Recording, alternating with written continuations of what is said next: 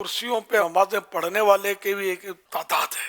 اول تو یہ کہ جو سجدہ حقیقی پر قادر نہیں، جو سجدہ پروپر ہم کرتے ہیں زمین پر سر رکھ کر، تو وہ نہیں کر سکتا۔ کوئی تکلیف ہے کہ وہ جھک ہی نہیں سکتا، یا کرتا ہے تو تکلیف ہوتی ہے اس کو زیادہ، اس طرح کا عذر ہے تو نہیں کر پا رہا۔ تو اب یہ کہ اس کا وہ سجدہ معاف ہوا، اس کو جب سجدہ ساقط ہوا، معاف ہوا، تو قیام بھی معاف ہوگا۔ اب یہ کہ یہ بہتر تو یہ کہ زمین پر بیٹھ کر نماز پڑھے کہ یہ سجدے سے قریب ہے۔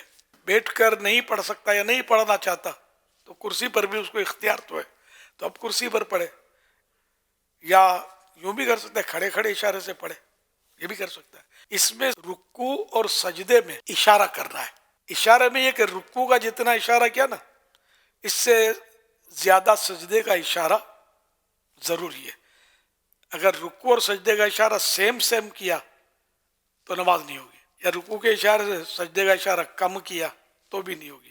اشارہ کس کو بولتے ہیں؟ اس میں کمر سے تعلق نہیں ہے اس کا، اور وہ تختے پر جو سر رکھتے ہیں تو بالکل پتہ نہیں کیسے رائج ہوا ہے۔ مسجدوں میں اس طرح کی کرسیاں بھی رکھی جاتی ہیں، تو یہ مطلب معلومات کی کمی کی وجہ سے ایسا ہے، اس کا کوئی تعلق ہی نہیں ہے اس سے۔ اشارہ ہوتا ہے سر سے، کمر سے نہیں۔ تو سر سے ہی کہ جیسے اب وہ نماز پڑھ رہا ہے، اب رکوع کرنا ہے، ہاتھ کھول کر رانوں پر رکھ لیے رکوع کے لیے، اور اب تھوڑا سا جھک کے اب سبحان ربی العظیم 3 بار 5 بار جو کہنا ہے وہ کہہ لیا۔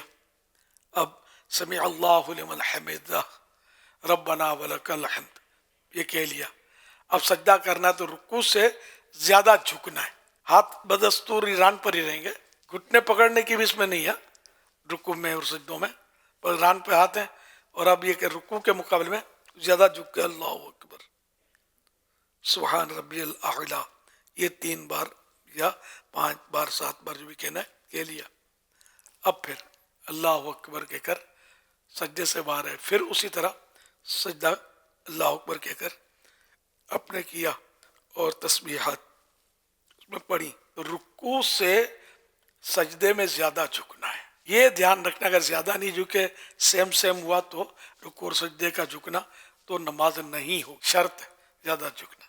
رکوع اور سجدہ اس طرح مطلب کیا جائے، اگر زیادہ بھی جھک گیا سجدے میں، اس سے بھی زیادہ ہے رکوع میں، نماز ہو جاتی ہے، لیکن اس تختے پر سر رکھتے ہیں اور یہ سمجھ میں نہیں آتا کیسے رائج ہو گیا، بالکل اس کی ضرورت ہی نہیں ہے۔ جس کو شرعی طور پر اجازت نہیں ہے کرسی پر بیٹھ کر نماز پڑھنے کی، وہ پڑھے گا تو اس کی نماز نہیں ہوگی، یہ بھی ذہن میں رکھیے گا۔ بعض لوگ تھوڑی سی مجبوری میں بھی ہو سکتا ہے کہ پڑھ لیتے ہیں۔